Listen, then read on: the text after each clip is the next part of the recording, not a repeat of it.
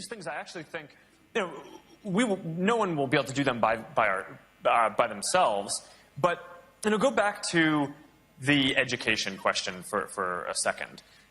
There's this new trend towards more personalized learning. All right, so now that we have the internet,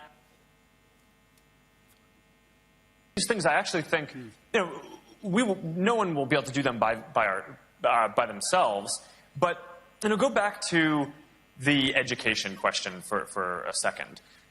There's this new trend towards more personalized learning. All right, so now that we have the internet and different tools to learn, some kids learn better by watching videos. Some learn better by reading. Some learn better by practice problems. Some learn better by collaborating with other people or working independently. Having the ability to learn using the method that matters the most to you is going to help every child get ahead, right? Being able to focus more time on the things that are challenging and fun for you will help you get ahead, right? So some concepts you might just get immediately, and others might be hard, but in today's education system, you kind of need to spend the same amount of time on everything. So making it so that the education can be personalized for each person is going to be a big difference. And there are already some early studies put out by the Gates Foundation that show that even for the first set of personalized learning schools that are out there, there's probably dozens today, but not hundreds or thousands.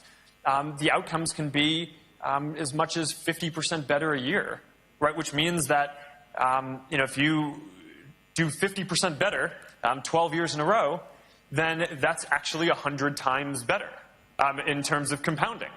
So, if we can help do our part to make sure that these kind of new tools for teachers to do an even better job of what they love and care about every day and come into work to do, and empower students to learn what they care about, then I don't see why we wouldn't be able to get to a world by the time that our children grow up where people can learn and experience 100 times more things. Good morning, ladies and gentlemen. Thanks for the introduction the kind introduction from the Master of Ceremony. My name is Tomoyuki Naito, working for the Japan International Cooperation Agency. First of all, I really like to congratulate on the successful delivery of fourth annual meeting of the National Professional Health Professional Education Reform. And I really would like to say thank you for this logo on the right-hand side, like enroll. My organization's logo is on the top, is on the marked. Actually, Japan International Cooperation Agency is one of the organizations under the Japanese government who are dealing with the international cooperation, especially for developing countries.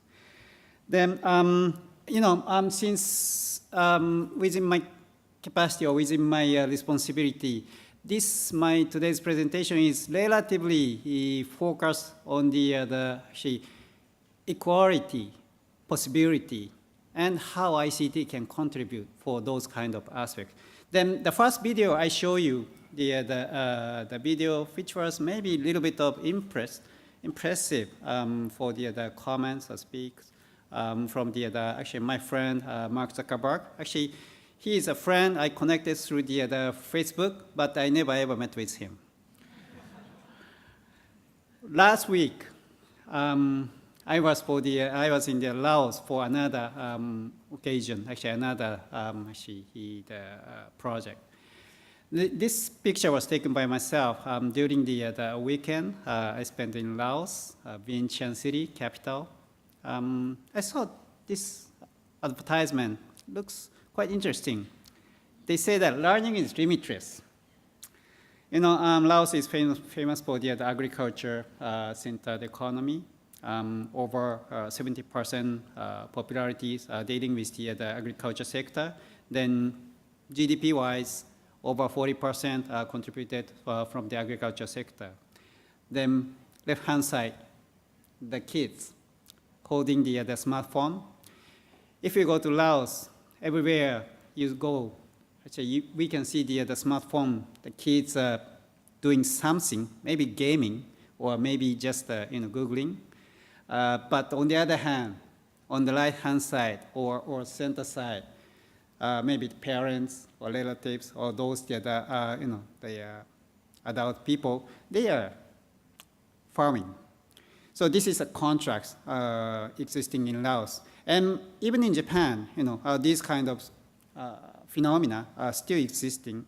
Then just wanted to show this one photograph. Then in order to just introduce my organization, who doesn't know well about JICA, just quickly, JICA is under the Japanese government, technical cooperation, ODA, financial loan, grant aid, the three major schemes of our organization under the official development assistance. Then in Thailand, just for information, Suvarnabhumi International Airport, MLT, Asian Pacific Center on Disability, or these kind of the major bridges are financed by our organization for the construction in the past. So today, as I mentioned, within my capacity or within my responsibility as the so-called development worker or development officer, actually I really would like to touch upon about the relation between ICT and health. In Thailand, we also are dealing with a sort of telemedicine project. We are supporting the collaboration project in between Kagawa University, Japan, and the Chiang Mai University in Thailand. This project is actually to having the long-distance communication or distance medicine by using this kind of tablet and Wi-Fi and so on. Then this picture is showing that the sensor is sensoring the condition of the pregnant lady in order to grasp the condition of the baby inside of her body. Then that data will be delivered to the central hospital or the central the offices in Bangkok city, the capital here, in order to ask for the appropriate advice, or in order to ask for the appropriate monitoring of the conditions. So that is connected between Chiang Mai and Bangkok. Actually, this kind of telemedicine or this kind of ICT use health activity, nowadays we can see everywhere in the world. Actually, I'm traveling almost every month from Latin America to Africa. Actually, the global picture is my portfolio. Then everywhere I go, especially the developing countries, almost everywhere, I don't say all of the countries, 200, but almost everywhere I see this kind of project ongoing. So I should say that ICT is really enabling many aspects of the anywhere in the world, which is actually really the fact. In Japan, this is one example of the very interesting recent device, actually, so-called D3, which is the toilet timing predicting device. This idea was born by one of our former staff. Then since he found that Asia is aging, Japan is sort of the leading runner among the global picture as for the aging society. Actually, our society in Japan, our society is really having difficulties or really struggling how we can tackle with the aging society. ICT might be one of the possible tool to help to solve that kind of difficulties. However, ICT is not the perfect tool. We know that. But again, this is very interesting example. If we put that D3 device to the surface of the here, the under part, just about just below the stomach level, then the sensor can teach to the application on the smartphone how much the urinal, the water is actually fulfilling the inside. so that the care worker, as for the care industry, care worker can reduce his or her frequency to visit the patient in order to help whether or not he or she would like to go to toilet or not. That was one of the solution using ICT. So just example. So the fundamental argument is, how should we consider the necessary adjustment of health professional education within the era of innovative ICT use society? Actually, during the last 2 days, I'm attending this conference. I'm attending this forum since the beginning, the Monday morning. I'm really impressed. Many discussion, different level of discussion or different range of discussion, different angle of discussion were happening. I'm really impressed. Actually, it's beyond my expectation. Then, actually, one of the other example I can say that just yesterday, Tuesday morning, I joined the sort of the discussion session. The title was, "Can ICT replace classroom?" That was very impressive. Then I'm really impressed by the one comment made by the one student from maybe the Chulalongkorn University, the female student. She said that, she pointed out that she was in the group of actually not actually agreeable side. Then she mentioned that if we look at the music, actually we like music. Everybody likes music, I hope. Then nowadays, during the digital era or ICT use society, everybody use, maybe many of you or many of us use PC or smartphone to listen to the music. I have a daughter who is the teenager, high school student. She has iPhone as a typical teenager in Japan. She's a crazy fan of the Spotify application, and she's listening to the Selena Gomez or Justin Bieber or Forever Japanese band every morning, every evening. But she, my daughter, she is still really willing to go to live concert. Then, Chulalongkorn University student yesterday morning mentioned about that kind of things. Actually, ICT can help to listen to the music, maybe through smartphone, during commuting, during walking, during at home, anytime you want. However, the people still need some kind of direct feeling, go to live concert in order to share the atmosphere, in order to share the excitement with friend or with other, and in order to actually feel something, actually direct dynamism from that kind of environment.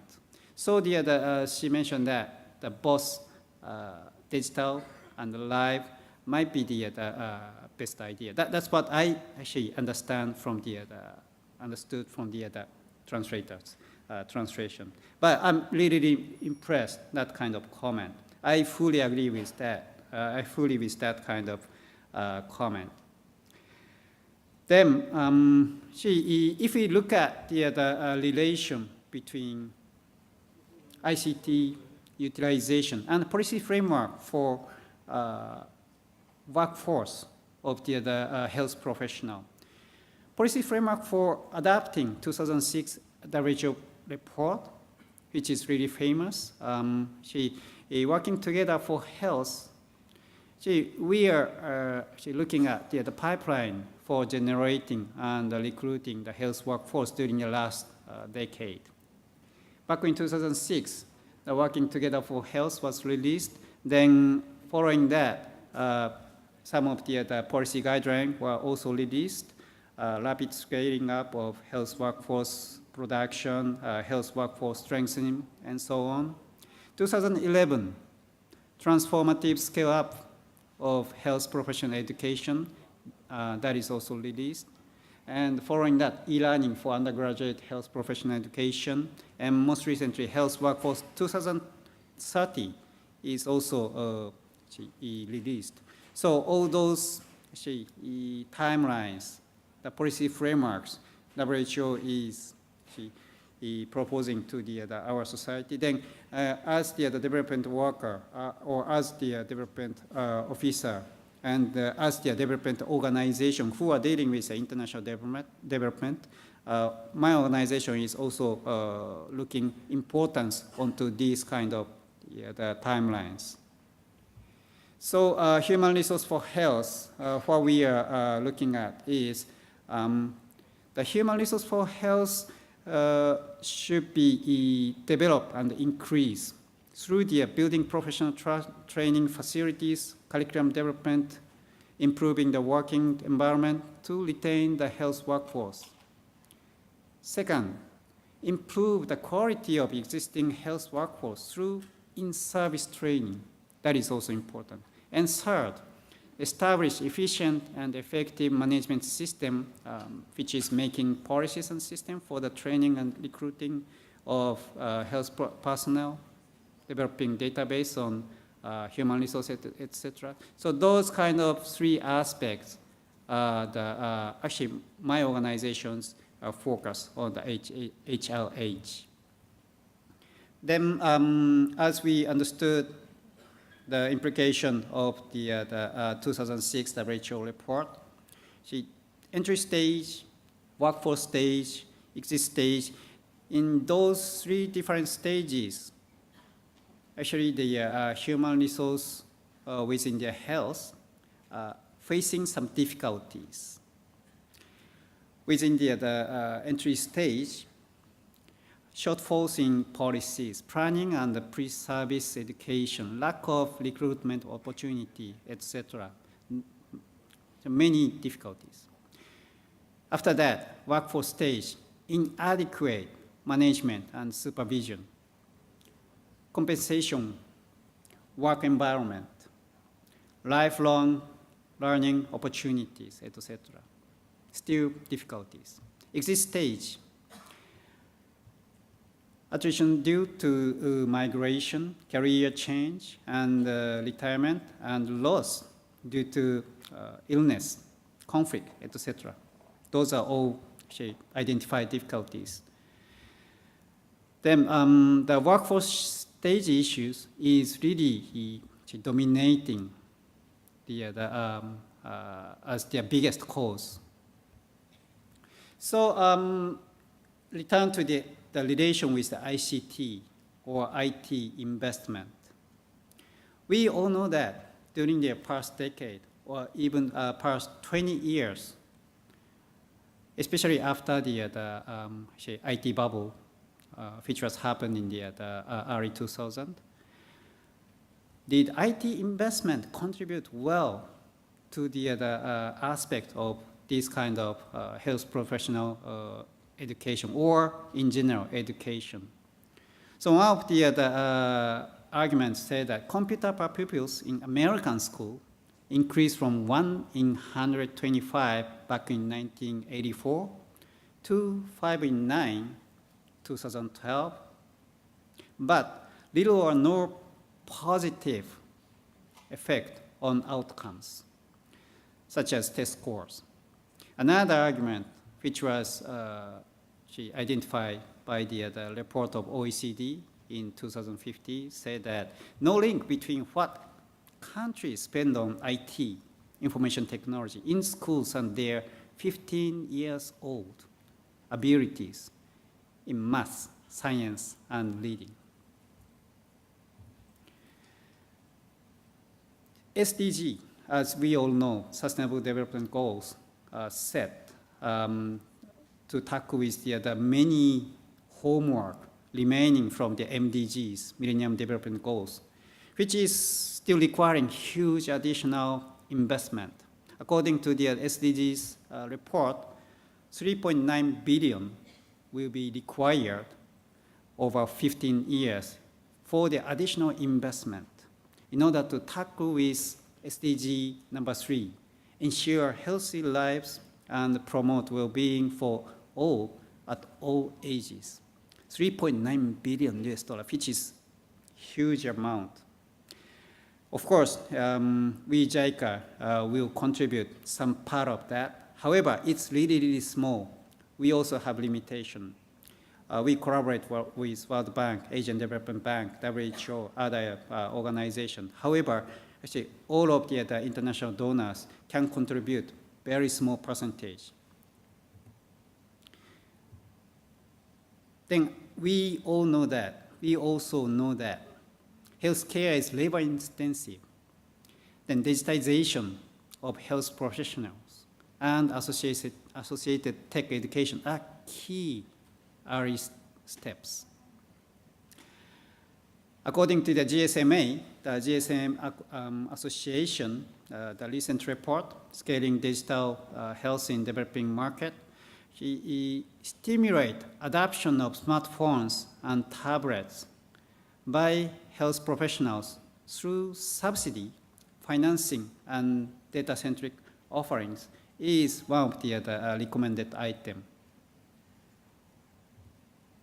Again, if we go back to the scenario or the analysis of 2006 WHO report, what was the main issues to tackle? Health professionals require appropriate and effective learning methodologies during the workforce stage. As GSM Association mentioned that health professionals require something, and the health workforce requires something during the workforce stage. Of course, entry stage, exit stage, still a lot of difficulties they are having. However, workforce stage, which is the maybe one biggest stage during the lifelong health work, require appropriate and effective learning methodologies. That should be the main issues to tackle. I want to highlight during my this presentation. Then, as my presentation today is titled as "Can EdTech really change the rule of the game within the health professional education?" A game changer. What is a game changer? I want to highlight. Technology aspect. Internet and cloud changes everything. Within the advanced economy like US, Western countries in Europe, Japan, China, or other Singapore or other those the advanced economy, Internet and cloud is already just a normal setting or the sort of the precondition when we talk about technology. Then, as I said, I'm traveling all over the world, especially to the developing world, developing countries from Latin America to Africa. Still, Internet and cloud are not necessarily the precondition. Over 4 billion people out of 7 billion people, which is a global population, are still not connected to the broadband Internet. That's a fact. And software as a service, SaaS, operational model of cloud technology begins to take key position in the enterprise CRM and to gradually replace older system. I think this part is really happening in current situation in this country, Thailand. So cloud, internet is really changing the rule of the game in the health professional education, especially the condition of the Thailand economy. That's my belief. Cheaper, lighter, and more reliable. Actually, security-wise, cloud is always argued that whether or not cloud is really safe compared with on-premise. But cloud nowadays is really secured due to a lot of the technology advancement, technology innovation. Another game changer, methodology aspect. Education and technology, which is EdTech. The definition of EdTech is the study and ethical practice of facilitating learning and improving performance by creating, using, and managing appropriate technological process and resources. This is very important, actually. EdTech is to manage appropriate technological process and resources. Then from factory model learning to personalized learning by EdTech is nowadays really progressing day by day. As my friend Mark Zuckerberg mentioned earlier, personalized learning is making some different. I don't know, the figures he mentioned during the video is really dominating all over the world, but more or less, options for personalization have increased as personal computing devices, which is true, and have become increasingly affordable, available, even in developing countries, and developers create a software to support individual student learning. If I go to African countries, if I go to some part of the poor area in South Asia, actually I will go to some part of the poor area in South Asia next week. Everybody is still using a smartphone. Then the brand Oppo or brand the Chinese brand, which is really contributing to the people as the affordable price, affordable devices. So personalized learning, PL by EdTech, is really changing the phenomena or the environment or even the landscape around ourselves. But another question, is personalized learning really a magic solution for health professional education? Not every people can learn at most effective level only by himself or herself. During the last 2 days discussion, some of the professors mentioned that, or some of the participants mentioned that, because I'm an active learner, so I want to go for the e-learning, or I want to go for the digital learning. I really fully agree with that, but not necessarily every people are active learner. Some of the statistics which was presented by one professor was also mentioned that not active learners can really follow the MOOCs in the long run. Professionals require someone who can check how his level of achievement objectively. That is also an important part. People sometimes need some neighbors who can be competed with. We sometimes need some competitors, although it is not necessarily needed. The health work is fundamentally a human touch-based job. Thus, human touch communication and understanding are always crucial. Robot is good. As I said, Japan is really facing the difficulties of aging society. So people are saying that, why not we create robot who can do the care job, who can do the job which is really hard for the human. Good idea, good idea. However, if I get old, if I get over 60 years old, 70 years old, I really don't want to be cared by only by robot. I still need some kind of human touch. That's actually my emotional impression. So as the Professor Ponsak also mentioned earlier, the blended approach of online, which is personal learning, and in-person, face-to-face learning may be cost-effective. One of the findings from the one working paper, US, though online learning courses have exploded in popularity over the last decade, which is true, there are countries to be limited rigorous research to help us understand their effectiveness. From our review, their review, we have found that relative to courses with some degree of face-to-face teaching, students taking online-only courses may experience negative learning outcomes. On the other hand, the effects of blended learning are generally on par with those of fully in-person courses. This suggests that the appropriate combination of online and in-person learning may be cost-effective. Again, as I am the development officer, and in order to formulate the financial loan project, financial granted project, we are always looking at cost matter, cost angle. So how to design the most cost-effective formulation or the portfolio is one of our biggest interests. Then maybe as you are the teacher, lecturer, or the manager, within the organization, within the university. Cost effectiveness is one of the major concern, I believe. So this message I cannot ignore, and you cannot ignore, I believe. So flip learning, many of them are also mentioned, not only at school, but also at the school, home as well. So online instruction and content, practice and project have to be flipped. Go and back, go and back. Khan Academy is really emphasizing this kind of practice.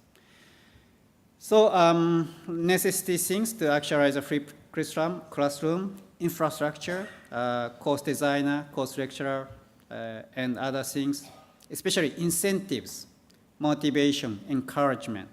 Those are the important part. As I said, 4 billion out of 7 billions are not connected, which is highlighted by the World Bank's recent report. And political level, we are really collaborating among the G7 and the World Economic Forum, which I'm belonging to, is also really try to tackle with those kind of difficulties. One possible solution, which is quite unique recently, the global constellation of satellite is also beginning, which will provide very cheap, cost-effective satellite network to the area of not connected yet. So right things to do, making the best of EdTech. Personalized learning must follow the evidence on how students learn. A less consequential forceful is technology means students do not need to learn, factual learn from a teacher. Make sure that EdTech narrows inequalities in education. The potential for EdTech will be realized only if teachers embrace it. This is important part, one of the key message of my presentation today. Last but not least, implication and recommendation from myself. First, educators in health professional education should believe in the effectiveness of PL by EdTech, but do not misunderstand that EdTech or PL is a magic solution, as I said. Second, consider and design the effective blended approach, flipped classroom. Third, consider provision of subsidies, allowance to students, health professionals, workers, to compensate personalized learning investment, which can be considered, I believe. The subsidies allowance might be a conditioned benefit on the other hand. So, sorry, this is last slide myself. Another points to be discussed. So, not only how to do it, but who will do it? Who will really be benefit from ICT's advancement for health-related matters? Not only the health professional workers, but also the people who receive health services. ICT empowers the people to learn by themselves, for themselves, and for their dearest ones. The importance of knowledge sharing, exchange between the health professional by using the power of ICT is also increasing, as Professor Ponsak also mentioned about the importance of the knowledge management and resource sharing. This importance phenomena might urge us to reconsider the structure of learning curriculums for the health professionals. Again, this picture, PL and F2F are in progress, even in Laos. Thank you very much.